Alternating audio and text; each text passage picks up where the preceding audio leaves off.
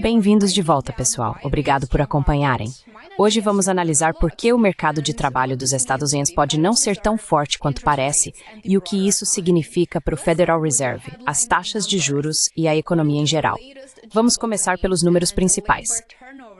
Segundo a última pesquisa de vagas e rotatividade de emprego, as vagas de trabalho caíram em 176 mil em julho, totalizando 7,2 milhões. A taxa de vagas abertas caiu para 4,3%, igualando seu ponto mais baixo desde meados de 2020. Isso pode não parecer alarmante por si só, mas é aqui que as coisas mudam. Pela primeira vez em mais de 4 anos, o número de americanos desempregados superou o número de vagas disponíveis, e é aí que a situação fica interessante.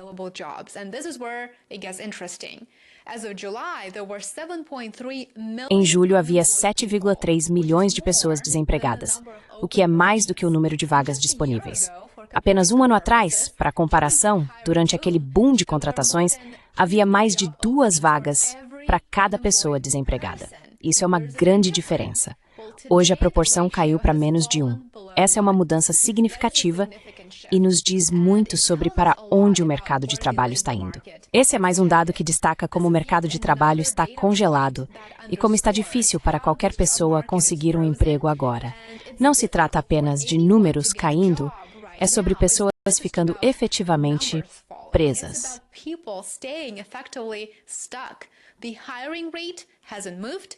A taxa de contratação não mudou. O número de pessoas pedindo demissão está bastante estável. Mesmo as demissões parecem relativamente estáveis à primeira vista, mas isso só se você olhar para as primeiras estimativas. As revisões dos meses anteriores, e você sabe que tivemos tantas revisões dos meses anteriores, isso continua acontecendo, especialmente para junho, mostram um quadro muito mais sombrio. O número de vagas de emprego para junho foi revisado para baixo em 80 mil. Mais preocupante ainda, as demissões e dispensas desse mês foram, na verdade, revisadas para cima, em impressionantes 192 mil empregos. E isso não é um caso isolado.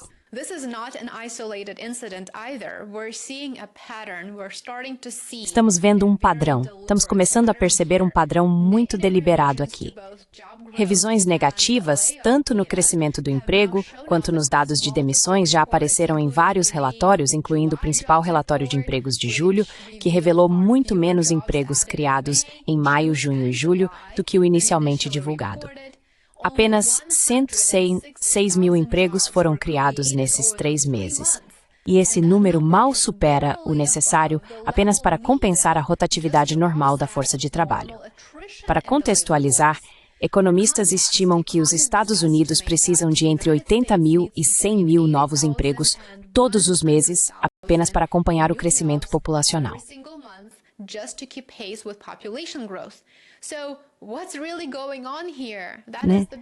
Então, o que está realmente acontecendo aqui? Essa é a grande questão. Economistas acreditam que essas revisões negativas sugerem que as empresas que respondem rapidamente às pesquisas do governo, aquelas refletidas nas estimativas iniciais, geralmente estão em melhor situação. Ou seja, elas estão indo bem e respondem rápido. Enquanto isso, as empresas que respondem mais tarde, cujos dados aparecem nas revisões, são as que estão enfrentando dificuldades. Portanto, há uma grande desconexão nesses dados, como você pode ver. E isso é um sinal de alerta, pois implica que os problemas no mercado de trabalho podem ser mais generalizados do que se pensava inicialmente. Um dos sinais mais claros de enfraquecimento da demanda por trabalhadores vem do setor de saúde, que tem sido um dos maiores motores de crescimento de empregos nos últimos anos nos Estados Unidos.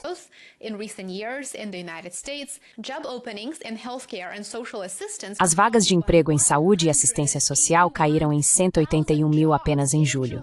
A taxa de vagas abertas nesse setor agora está em 5,1%, abaixo dos 6,3% registrados no ano anterior. Outros setores, como artes e entretenimento, e até mineração e extração de madeira, também tiveram quedas significativas nas vagas de emprego. Ao mesmo tempo, os próprios trabalhadores estão optando por permanecer onde estão. A taxa de desligamento voluntário, que mede o número de pessoas que deixam seus empregos por vontade própria, geralmente em busca de melhores oportunidades, permaneceu estável em apenas 2%. Isso é um forte indicativo de incerteza. As pessoas não estão confiantes de que há algo melhor esperando por elas, e por isso não deixam seus empregos, mesmo que queiram. Existem muitas pessoas nessa situação.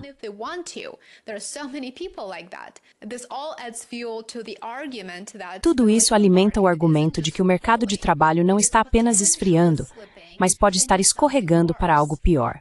E isso nos leva ao Federal Reserve.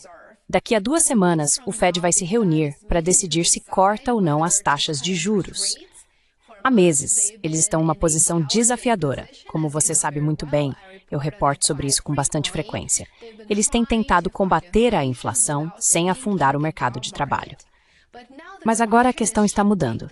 A pergunta agora é: o mercado de trabalho já está enfraquecendo mais rápido do que eles esperavam? O presidente do Fed, Jerome Powell, recentemente chamou a desaceleração na oferta e demanda de trabalho de, abre aspas, curiosa. Ele disse que era curiosa. E também afirmou que os riscos de queda para o emprego estão aumentando e podem aparecer de repente, na forma de demissões em massa e um pico no desemprego.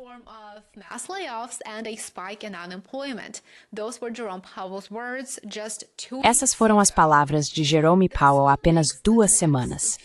É isso que torna os próximos dados a serem divulgados tão importantes. Isso é algo para se ficar atento. Nesta sexta-feira, teremos o relatório de empregos de agosto. Depois, dados importantes sobre a inflação serão divulgados no início da próxima semana. Se o crescimento do emprego continuar fraco e a inflação seguir desacelerando, o Fed pode decidir cortar as taxas de juros na próxima reunião.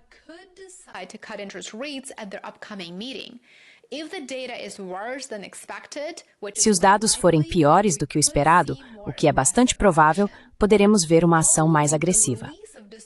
Após a divulgação de um relatório de empregos decepcionante, o presidente Trump chegou a demitir o principal estatístico do Departamento do Trabalho, alegando que os números haviam sido manipulados. Ele não apresentou nenhuma evidência para a alegação.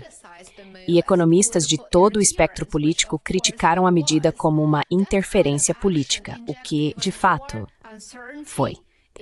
Esse tipo de ação gera ainda mais incerteza em uma situação já delicada. Os mercados não gostam de incerteza, sabemos disso muito bem, porque resulta em volatilidade.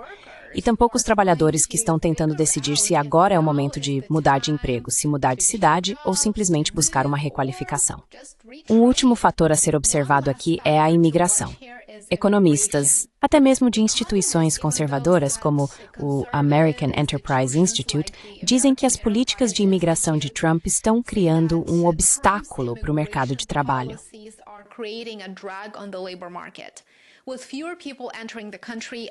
Com menos pessoas entrando no país e mais pessoas saindo, espera-se que a migração líquida diminua em mais de 200 mil em 2025. Isso significa menos trabalhadores disponíveis, mas também menos consumidores para sustentar a demanda. A longo prazo, isso pode realmente reduzir o produto econômico total dos Estados Unidos. Agora, é claro, há um argumento forte de que precisamos, sim, proteger nossas fronteiras, e esse é um argumento válido. Então, acredito que deve haver um compromisso nessa situação específica. Qual é o resultado final? Bem, o mercado de trabalho ainda pode parecer sólido no papel, mas as rachaduras estão ficando grandes demais para serem ignoradas. As vagas de emprego estão caindo, as demissões são maiores do que pensávamos. Revisões de dados anteriores mostram que as coisas estavam mais fracas do que imaginávamos. E pela primeira vez em 4 anos, há mais pessoas procurando emprego do que vagas disponíveis.